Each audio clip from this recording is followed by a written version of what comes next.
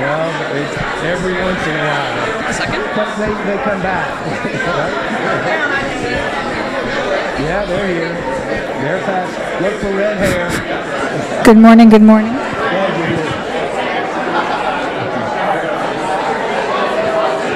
Good morning, everybody. Good morning.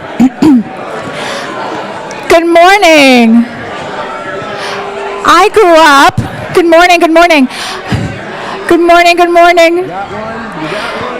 I grew up in San Diego and was at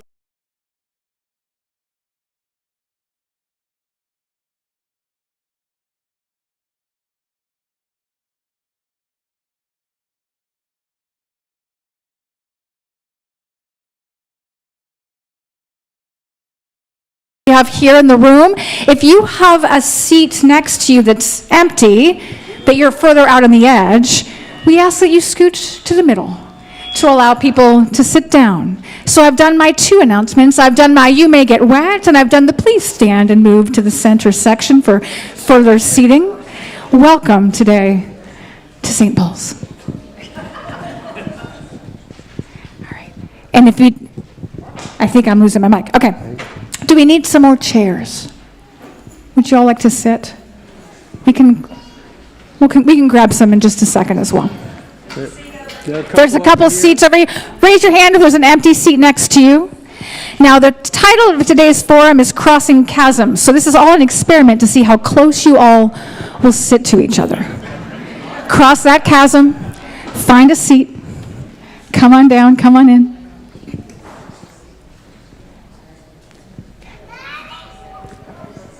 Think we're ready?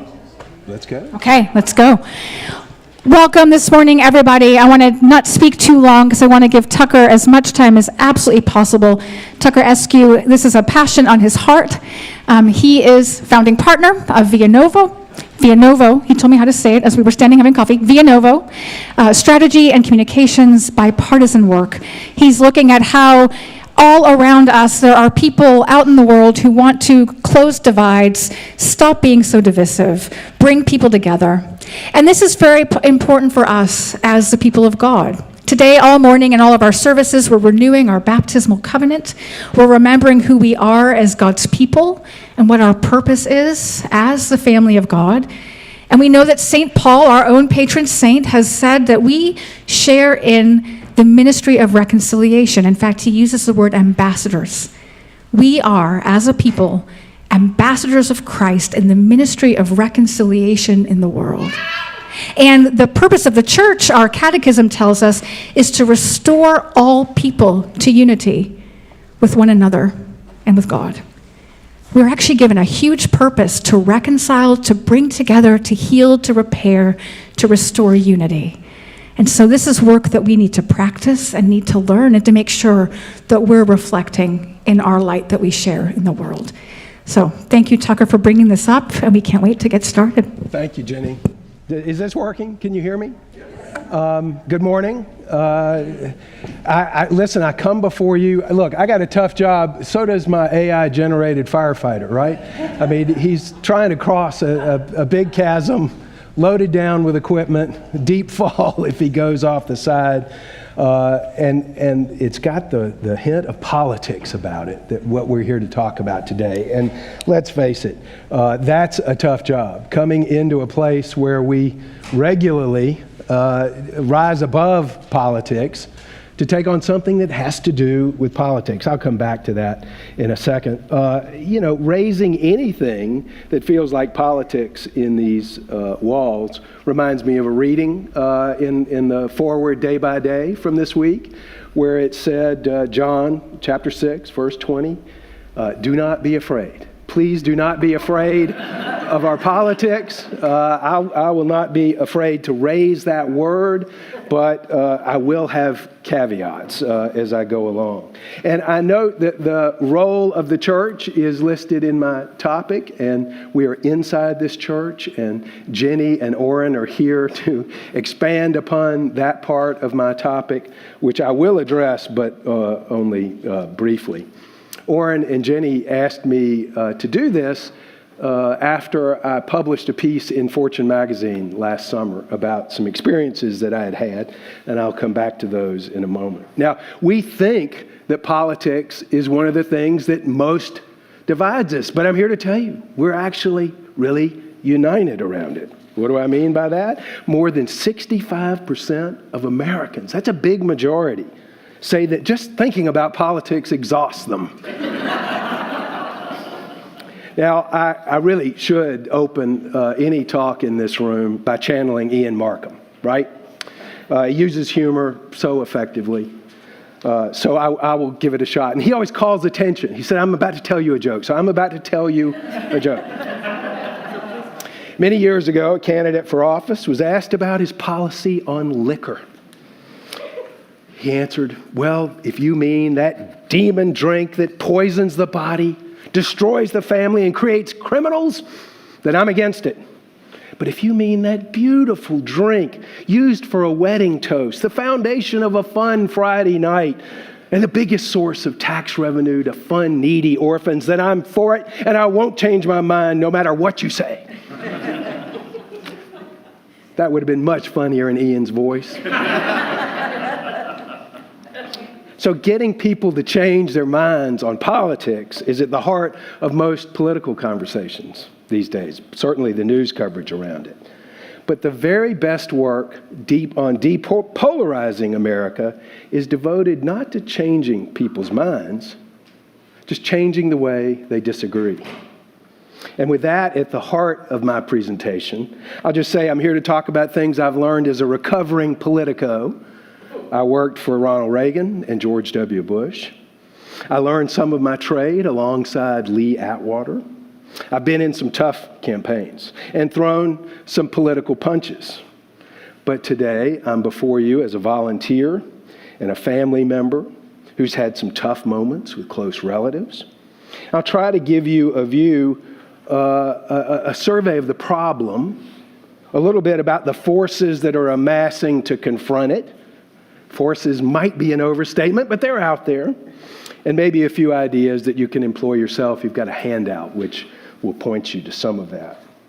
Before I do it, one more caveat. I am not here to cheerlead for one side or the other. I see so many friends and people who I know have taken on one side or the other in politics. We're all here today united around this idea.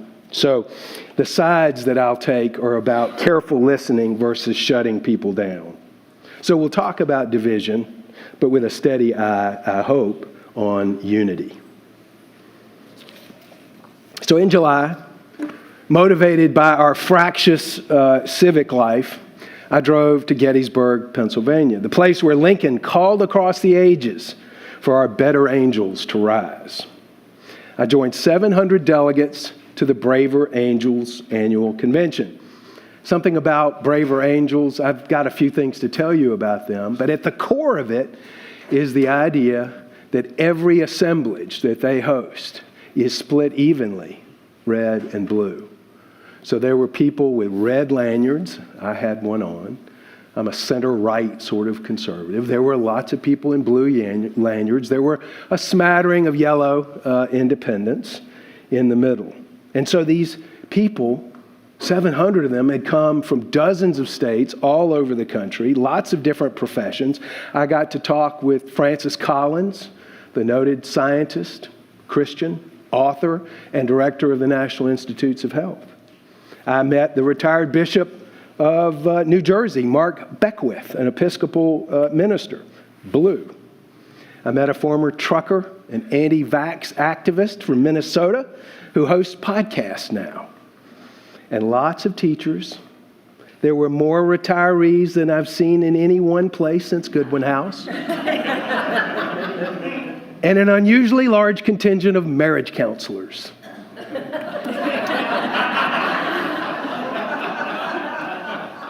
This movement, Braver Angels, is 6 years old. I just found out about it in the last year or so. Its stated goal is not to change people's views of the issues, but to change their views of each other. And my favorite panel discussion was, in fact, led by NIH Director Francis Collins and that anti-vax trucker from Minnesota.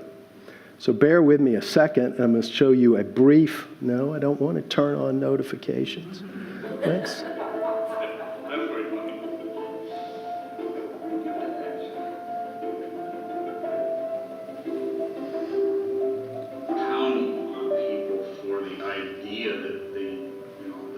Standing up for the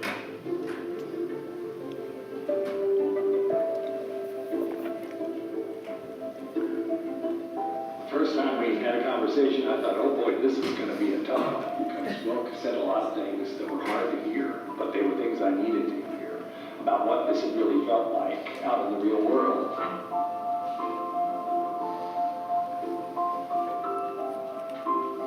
There are so many people that are very quick to judge about people's intentions without even knowing that person. And it's hard to watch and hear people say things they say about people they truly know nothing about. I think Truth and Trust aims to try to bring together people with different perspectives who may feel like they can't even communicate and provide an environment where that can happen. That's what Braver Angels does. And bit by bit begin to realize, oh, we're not that far apart. We have a lot of shared values, a lot of ways that we can figure out how to go forward as partners and not as if we're in separate tribes.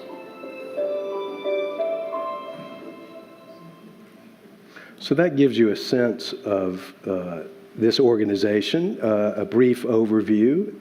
I'll try to find my PowerPoint again. There we go. The topic of their discussion, which is on your handouts as well, was an elitist and a deplorable walk into a bar. And Darius, I may need help getting that PowerPoint to come back open. If you would, oh, thank you, Elise. Sorry. Didn't do the full run through. But look, 3 days I was there.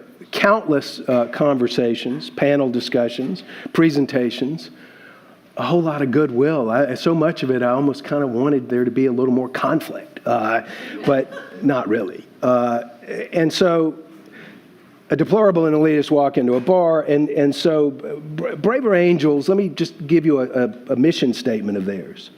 One of the leaders says, we each have different combinations of moral foundations that incline us to be liberal, conservative, libertarian, so forth, but we're no more likely to persuade those we disagree with to adopt our fundamental commitments than we are to persuade them to adopt ours. So once we've established a relationship, he went on to say, of trust with each other, we can at least begin to understand why we disagree and identify goals that we can work on that we have in common. Now, working in common on some goals, I mean, that seemed to be reasonable and popular one day, but building trust these days, that is a tall order. So let me tell you what I want to tell you. I want to tell you, it looks really bad out there. It's actually better than it looks. And we can act. And I think that is based around the question, what can I do? But first, let's talk about how bad it is. It is. The headlines speak volumes. So when we ask, is it as bad as it seems? It is the way we're deeply divided over culture and politics. The escalating culture wars are straining our social fabric. The headlines get in your head. The polls are polarizing. Social media posts make us feel anything but social. And so what is that? What is it about? Data back that idea up. Look at these numbers. Americans see the country more divided than usual. A big majority of them. Right there at the top line. 65% see us as more. And then Alexandrians, look at suburban dwellers. The biggest number. 79% see us as more divided than usual. It's pretty stark. This brings up the phrase some social scientists use, negative partisanship. It means people aren't as much in favor of their own side as they are against the other. I was with a friend, not a close friend, but a friend, somebody I worked with in politics 10, 15 years ago, maybe 20, just the other day. And we lightly approached the subject. We had been on the same side, so you can get a sense of where this is going. But I said something about the primaries and caucuses coming up, and he said, he came to an agreement with me about one of the leading candidates, and I'll leave names out of this, but he said, but if he got elected, it would just make the other side so pissed off. And I tried to use some of the tactics of Braver Angels. I said, yeah, isn't that kind of the problem? And he sort of thought about it and agreed. There was no argument, but he was expressing something that those of us who work around politics hear all the time. People aren't defending what they believe in. They're so easy, ready, and informed, in a sense, to attack the other side. And I've been through a lot of political campaigns where we spend a lot of energy on attacking the other side. No clean hands here. That's what negative partisanship is. We feel it in our bones. We see it on our phones. It's not good. But I have to believe, and to take a moment on these numbers, this is about how personal it's gotten. You see, just since 2016, on closed-minded, dishonest, immoral, both sides say the other is that way, and it's gone up dramatically since 2016. Now, it's better than it looks. Asterisk. I'll come back to the asterisk in a moment. I'm going to spend a moment giving you a brief survey of some of these organizations I've gotten to study, read about, read from, and just if you'll bear with me. Because I think there are two parts to this better than it looks. First, there's stuff that's bubbling up, and there's stuff that's sinking in. What's bubbling up is a response to the bad vibes out there. It's a movement of civic entrepreneurs promoting depolarization, advocating for cross-partisanship and goodwill in public discourse. That phrase cross-partisanship is a favorite of mine. I think people are partisans. So the idea of bipartisan sometimes suggests a mushy middle. If that's a word of choice of yours, so be it, that's fine. But I've encouraged groups I'm involved with to use cross-partisan because there are partisans of the left, there are partisans of the right. We've had a revolution in this country built on the backs and the heart and soul of partisans. So cross-partisan means partisans who work together. This approach is not a cure-all. I'm not here to tell you it's all sunshine and roses, but they are part of a really constructive step, or maybe a series of steps. They're generally uncoordinated, but similarly motivated. All build toward a broad, sensible center. And when I say broad, again, not the mushy middle, a center that includes liberal and conservative.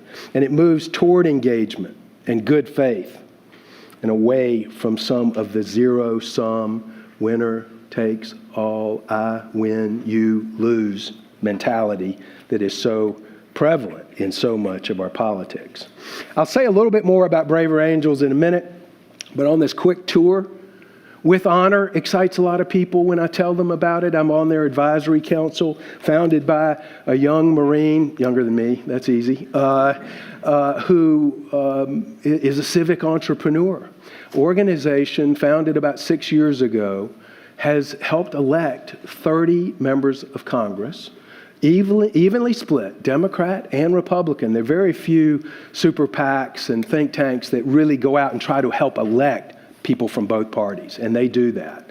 And they do it with veterans. They're recruiting, finding, training, funding, supporting young veterans, people who are trained in the sort of American life. You know, military training does bring some civics and certainly some orientation toward working together for difficult goals. Those are really good tenets for people in our Congress and rare these days. So 30 members who get our support if they agree to a code of civility in their politics and public utterances and in their lives, if they agree to meet once a month with a member of the opposite party, if they agree every year to sponsor at least one piece of substantive legislation. Those are our requirements. You also have to be a good candidate and good at fundraising and all sorts of other things, but those are the basic precepts there. So we've already scored some wins in the short life of this organization, legislative wins, not campaign wins, yes, legislative wins. They tend to be around the world of military affairs, veterans affairs, and national service. I think the founder agrees the goal needs to be to build up the habits of cross-partisanship so that we can take on bigger, tougher, harder, almost intractable issues. Meanwhile, Disagree Better is a new initiative from the governor of Utah and the governor of Colorado, one a Republican, one a Democrat. Spencer Cox from Utah spoke at the Better Braver Angels convention. Disagree Better is their mantra. It is about championing healthy disagreement in politics. I met my wife, Lisa, at a National Governors Association meeting, so I love it when the NGA brings people together. More in Common is a research-oriented group with offices and people in the United States, the United Kingdom, France, and Germany, doing some really good work. Starts With Us is based on the charitable foundation of Daniel Lubetzky, the founder of Kind Bars. And they very kindly, dad joke, are coordinating a big network of business leaders, entertainers, academics, sports influencers, and releasing important research. More on that in just a moment. Like some of you in this room, Jenny can tell you more, but we hosted here, Jenny did, a meeting with Canon Sarah Snyder of the Rose Castle Foundation.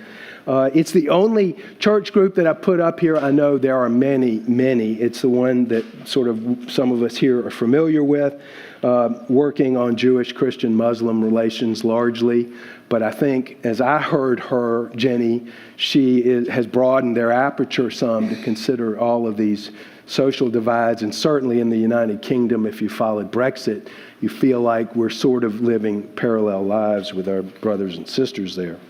The group More Perfect, founded by a friend of Tim and mine and some of you, John Bridgeland, works with business and community organizations. They got 5 goals: get civics education taught in our schools, national service, promote that, bridge divides, have trusted elections, that's a big one, folks, and trusted information. That one always resonates with me. So I was a communicator, a press guy when I worked in politics. I'm the son of a journalist. I read the newspaper every day to eye rolls in the house, and sometimes my own. And I'm on the board of the News Literacy Project, an organization that is fighting the flood of misinformation and disinformation. It's not an explicitly depolarizing group, but some of you read Jonathan Rao in The Atlantic. Jonathan was at the Braver Angels convention, and I wrote this quote down. He was talking about, propaganda and polarization. He said, if you're working on one, you're working on the other. So I think the mission of the News Literacy Project and its relatively new service, Rumor Guard, more on that in a sec, is at its heart both depolarizing and fighting propaganda. It was founded 14 years ago by an LA Times journalist, Alan Miller. He was ahead of his time. 14 years ago, nobody was talking about this stuff. But the idea is to teach students, and now the broader population, what real journalism, what the standards of serious journalism are. And so that they can apply those in their own lives. We can apply them in our own lives. Because a lot of what we see is not serious, stable, standards-based journalism. I like to say that there are a lot of people, organizations, even governments working on the supply side of disinformation, with content moderation and rules, maybe even regulations, those sorts of things. That's all on the supply side. We work on the demand side, trying to help people raise their own standards, raise their own ability to discern real from fake, so that they can demand better information, make use of, find, seek out, share better information. A few years ago, Alan Miller was trying to recruit Ted Koppel into our cause. Many of you remember him from Nightline. And it took some work, and I'll tell you where it ended up. But a long conversation, and Koppel finally said, well, what you're doing is quite worthwhile. It seems you're trying to empty the ocean with a teaspoon. And Alan said, well, you're right, but what choice do we have but to try? And I've embraced that in my frustration about all of these problems we're talking about. Each of us has a teaspoon. And I mean, I spend part of every day worrying about this stuff, and there's not much I can do, but there is something. So teaspoons, get teaspoons. We should have handed out teaspoons today. We are trying at NLP, and I think it's making a difference. Kids who take our courses are proven to gain an appreciation for the details of what's in the First Amendment. They learn how to identify a source of a piece of information. We do not teach kids what to think. We try to teach them how to think through all of this information. You've got a link to Rumor Guard. It's a fun, easy way to get weekly tips in your inbox that take a case study of something that's out there on the web. And if you had been subscribed this week, you would have learned that no, Jeffrey Epstein did not vacation with the Obamas, and that Donald Trump did not accuse Joe Biden of killing people with lemonade. And in debunking those things, it isn't just like a fact check. This is wrong. It sets out some of the things you can use when you see other information to apply them to understand for yourself and your family members' selves what and what is not valid, trusted, in context, not satire information. So I did reserve a few more minutes for Braver Angels. The book on the right, I never thought of it that way. Many of you in the last year have heard me go on and on about this book. It's a taxonomy of tactics for having curious conversations with people, motivated, written by a Seattle journalist, very liberal, Mexican-American immigrant, came to this country as a teenager. Her two Mexican-American parents came to this country, and doggone if she isn't a progressive, liberal Seattle journalist, and both of her parents are two-time Trump voters. And she was starting to feel really disconnected from them, and they'd been close her whole life. And so she wanted to sort of break into that and understand it and do something about it. And she has. She's written this book. She's now a fellow at Braver Angels. And I think I never thought of it that way is a pretty easy to remember mantra to use when you get into a difficult conversation where your natural reaction is to get either angry or flush in the face. All those reactions all of us have wired into us, but I never thought of it that way as a way to kind of keep it going. She's got a podcast that's really good called The Braver Way. And meanwhile, Braver Angels is out on college campuses with Bridge USA. If you've got a college student you think might be interested in this, it works in the realm of media, politics, and among citizens, hosting a lot of workshops. Even workshops of legislators in New Hampshire, both Democrat and Republican, evenly divided, red and blue, starting to learn some of the tactics of how to have good conversations, how to disagree better, to borrow a phrase. As you can tell, I'm a fan of the organization. But what's part B of It's Better Than It Looks? It's not as bad as you think. This is what's bubbling up. This realization that, and the bubbles are kind of small, but I'm trying to give them a little lift. Voters are less ideologically polarized than they think they are. Carnegie Foundation did some work here. But let's bear down on that a minute, because I think it really bears looking at closely. So I'm going to look, these are value questions. I'm going to tell you what each question is. The first one is whether you believe in a government that is accountable to the people it serves. The second one is, do you believe that do you support personal responsibility in holding yourself accountable for your own actions? And then the third is, do you have mutual respect and compassion for each other despite our differences? You can see each of these is pretty carefully worded. And you look at these numbers. 90% of Democrats value having a government that's accountable to the people. Roughly the same number of Republicans. But look, if you ask, the blue line is asking Republicans how many they think. Let me rephrase this. The percentage of Republicans who think Democrats value having a government that's accountable. It's 31%, it's 32% in reverse. Hold on a second. These numbers were 89 and 90%. But they think the other is, god-awful.